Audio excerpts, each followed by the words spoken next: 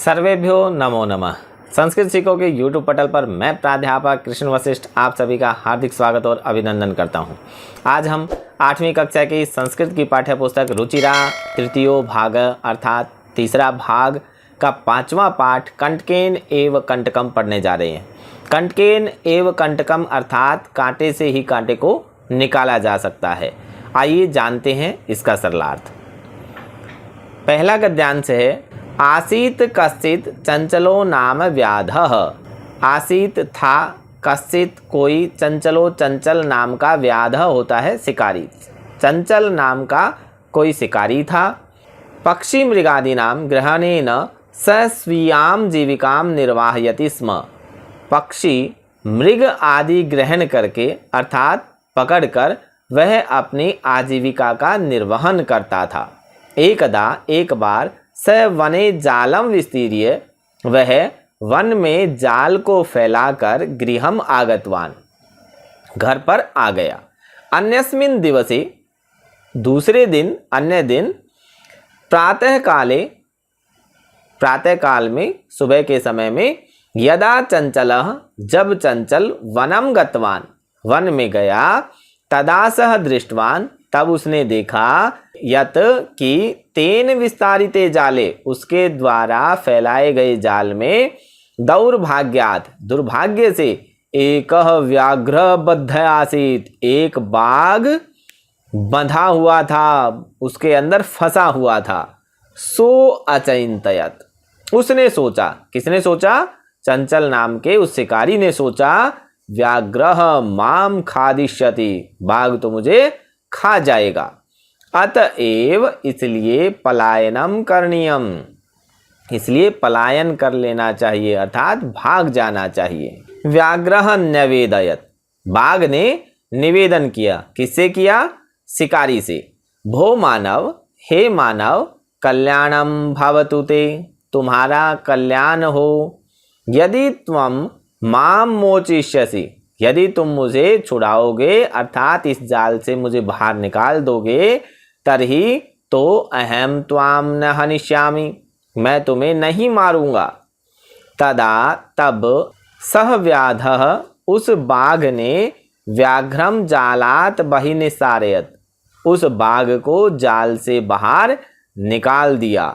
व्याघ्रः क्लांतः आसीत, वह बाघ थका हुआ था। सो अवदत, वह बोला, कौन बोला? बाघ बोला, भो मानव, हे मानव, पिपासुः अहम, मैं प्यासा हूँ।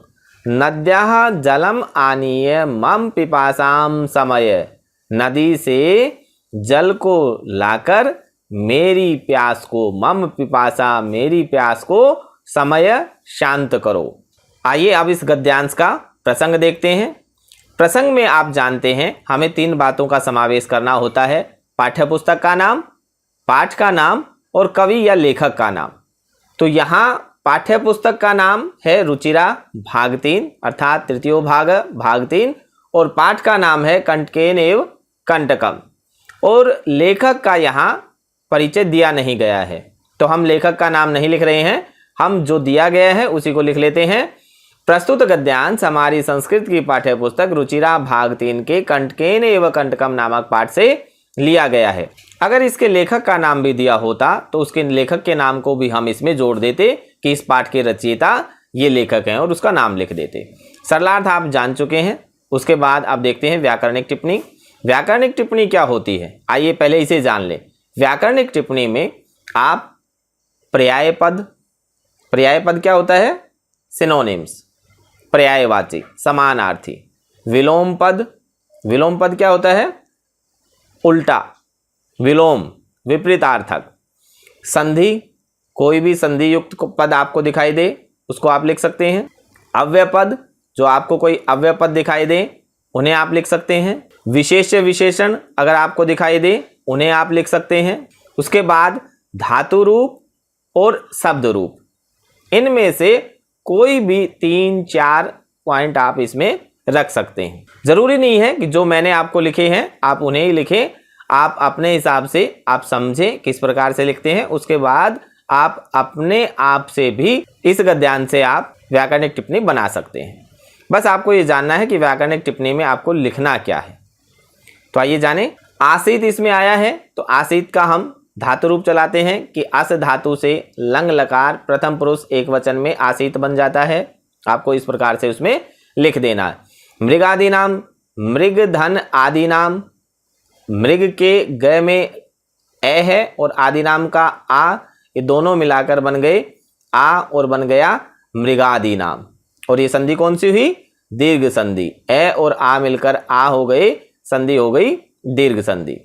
एक व्याघ्रः। अब यहाँ आपको विशेषण और विशेष्य को बताना है।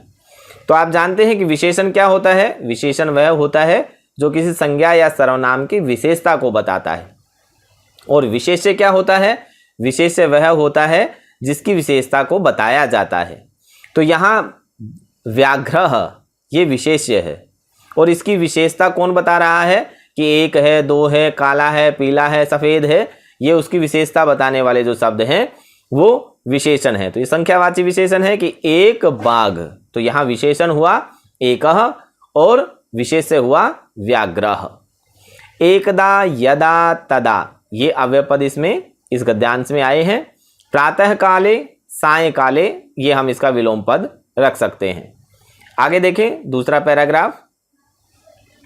व्याघ्रः जलम पीत्वा, बाघ ने जल को पीकर पुनः व्याधम अवदत्, पुनः व्याध को, शिकारी को कहा, समय में पिपासा कि मेरी पिपासा, मेरी प्यास शांत हो गई है। सांप्रतम बुभुक्षितोस्मि, अब मैं सांप्रतम, अब अहम बुभुक्षितोस्मि, मैं बुभुक्षित हूँ, भूखा हूँ। इदानीम अहम त्वाम खादिष्यामि, अब मैं तुम्हें खाऊंगा।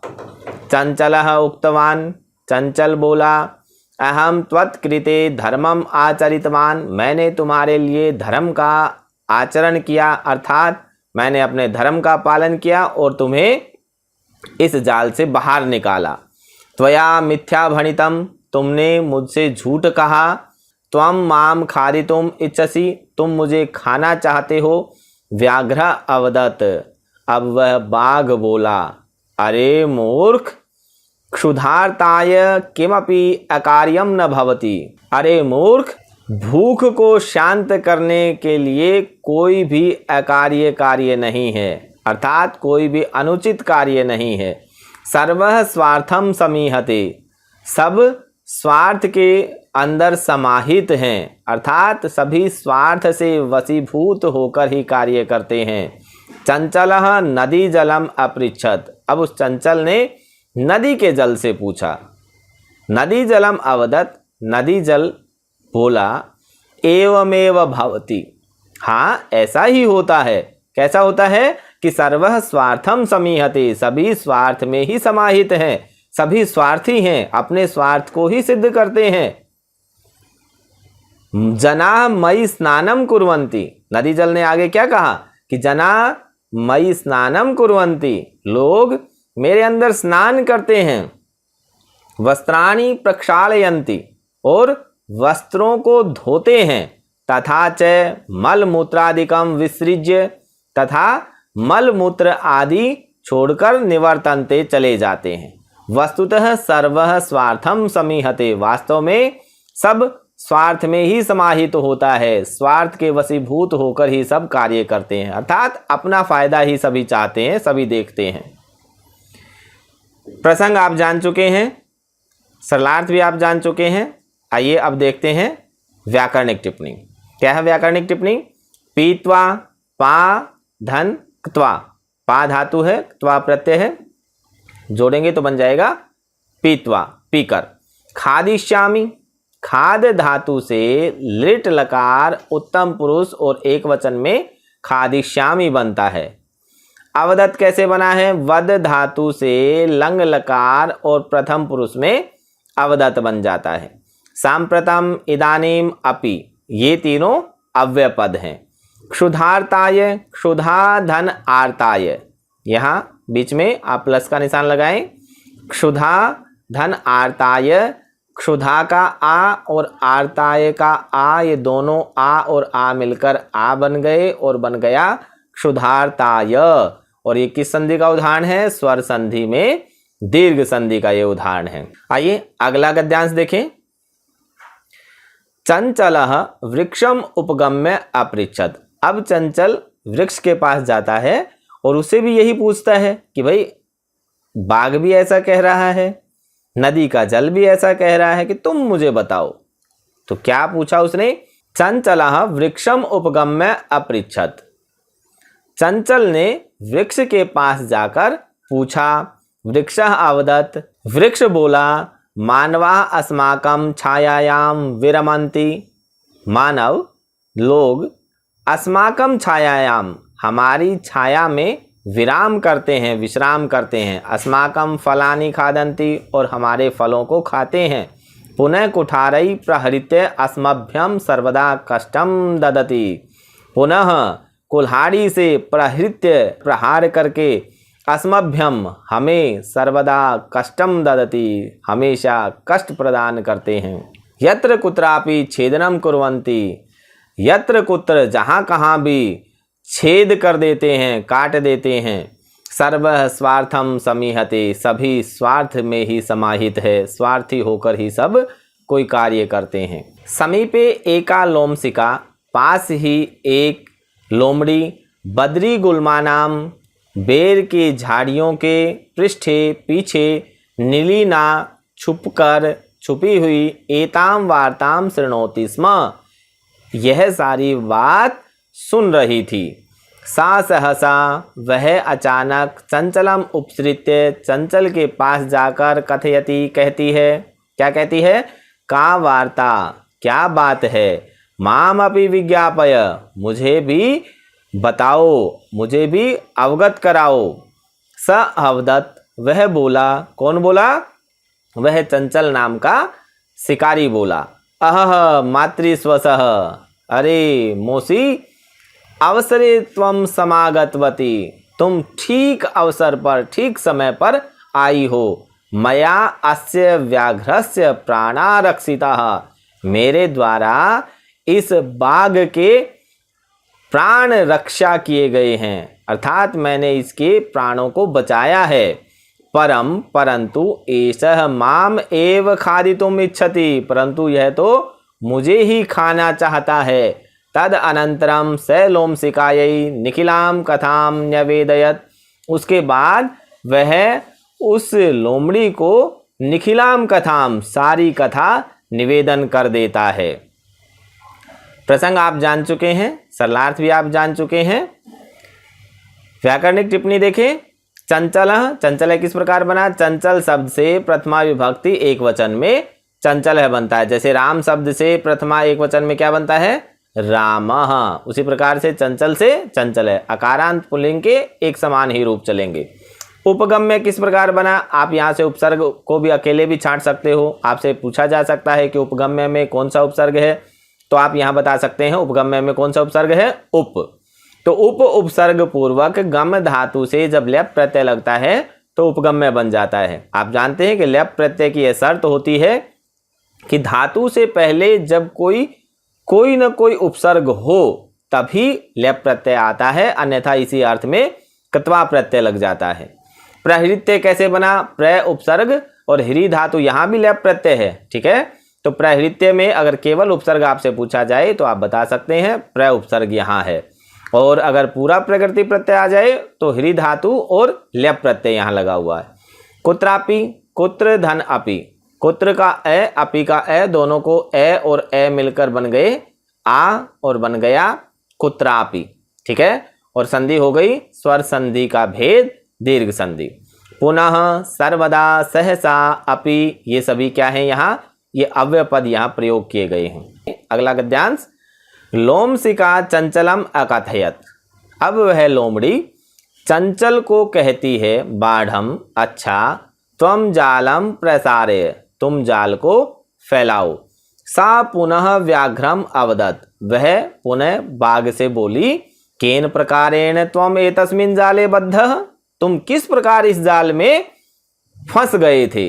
इति अहम प्रत्यक्षम द्रष्टुम इच्छामि, मैं यह प्रत्यक्ष रूप में सामने देखना चाहती हूँ। व्याघ्रः तद वृत्तांतम प्रदर्शयितुम तस्मिन् जाले प्राविशत, बाघ उस वृत्तांत को प्रदर्शित करने के लिए, दिखाने के लिए जाले प्राविशत, जाल में प्रवेश कर गया।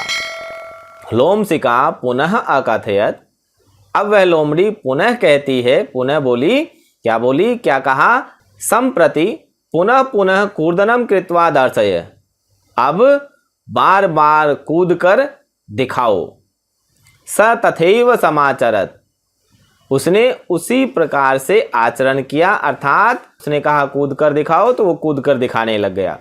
अब यहीं वो फंस गया, क्योंकि लोमड़ी तो उसे क्या करना चाहती थी, वापस जाल में फंसाना चाहती थी। वो आपको पता है ना, जब आपको कांटा लग जाता है तो उस कांटे को निकालने के लिए दूसरा कांटा, कोई नुकीली चीज का इस्तेमाल करना पड़ता है और उसी से उसको निकाला जा सकता है। तो यह भी दिमाग से काम लेती है और उसको उस जाल में वापस बातों में उलझाकर उसी के अंदर फंसा देती है। अनारतम कूर्दनेन, लगातार कूदने से, सहस्रांतः अभवत, वह थक गया। जाले बद्ध, जाल में बंधा हुआ, फंसा हुआ, सव्याघ्रः, वह बाघ, क्लांतः सन, थक कर, निस्सहायो भूत्वा, निस्सहाय होकर, तत्र अपतत, वहां पर गिर गया।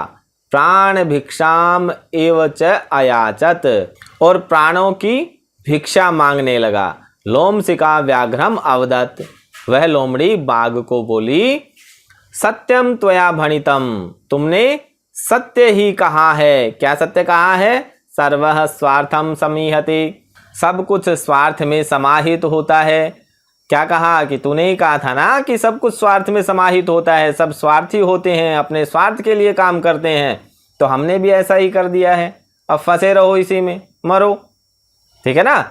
इस प्रकार लोमड़ी ने उस शिकारी को बुद्धि का इस्तेमाल करते हुए बहुत बड़ी मुसीबत से, जान से वो हाथ धो बैठ सकता था, तो इस प्रकार की मुसीबत से उसे बाहर निकाला। तो आपको भी इसी प्रकार से दिमाग से, बुद्धि से काम लेते हुए बड़ी सी बड़ी मुसीबत का सामना करना चाहिए, उससे डरकर हतोत्साहित नहीं होना चाहिए। प्रसंग आप जान चुके हैं, सरलार्थ भी आप जान चुके हैं। आइए अब जानते हैं व्याकरणिक टिप्पणी। द्रष्टुम किस प्रकार बना है? दृश्य धातु से तुमुन प्रत्यय जब लगता है तो द्रष्टुम बन जाता है। भूत्वा किस प्रकार बना? भू धातु से कत्वा प्रत्यय, भूत्वा होता है होकर। अब इसी अर्थ में मैंने बताया था कि लेप प्रत्यय भी होता है। लेप प्रत्यय और कत्वा प्रत्यय एक ही अर्थ में प्रयोग किए जाते हैं, लेकिन इनमें अंतर क्या है कि जब कत्वा प्रत्यय लगता है तो धातु से पहले कोई उपसर्ग नहीं होता है, लेकिन लेप प्रत्यय की ये शर्त होती है कि जब लेप प्रत्यय लगेगा तो धातु से पहले कोई न कोई उपसर्ग अवश्य होना चाहिए। तथा इव किस प्रकार बना? तथा धन एव, ये वृद्धि संधि का उदाहरण है। तथा का आ और एव का ए, आ और ए मिलकर आई बन गया, और आई का की दो मात्राएं लग जाती हैं और बन जाएगा तथाइव। केन किस प्रकार बना है? केन किम पुल्लिंग शब्द से तृतीया विभक्ति एक वचन में बनता है। प्राविशत में प्रा उपसर्ग है। बद्ध मुक्त ये इसका विलोम पद है। इस प्रकार से आज आपने पांचवा पाठ कंटकेन एवं कंटकम को जाना है। अगर आपको वीडियो अच्छी लगी है तो आप इसे लाइक करें, अपने मित्रों के साथ शेयर करें और चैनल को सब्सक्राइब करें। बेल आइकन को जरूर दबाएं ताकि आपको सबसे पहले नोटिफिकेशन मिल जाए। सर्वेभ्यो नमो नमः।